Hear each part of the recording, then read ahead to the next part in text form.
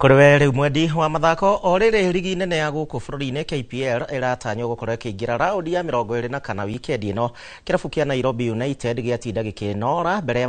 macemanĩtie na Sofapaka mũthenya wa rũciũ kĩharo-inĩ gĩa Kasarani Annex gũkũ Nairobi, na ũhotani kũrĩ Nairobi United ĩrĩa ĩnanagio ta Naiboys ũkamatindĩka nginyagia namba 4.33 kuma namba 10 iria ĩrũgamĩire kwa ihinda rĩrĩ na point 30, ona gũtuĩka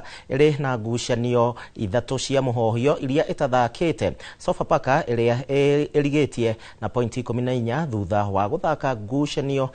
raundi 23, nayo ĩgakorwo ĩkĩmatha ũhotani ũrĩa ũkamahe mwĩhoko wa kwaga gũikũrũkio ngathĩ, kuona ĩgakinyia mũigana wa point 17 point 3 thutha wa mweke wa kũhonoka kũgwĩrwo nĩ ithano rĩa gũikũrũkio ngathĩ. Because ni league, so huwezi jua hii ni ball pia, and things happen, but pia sisi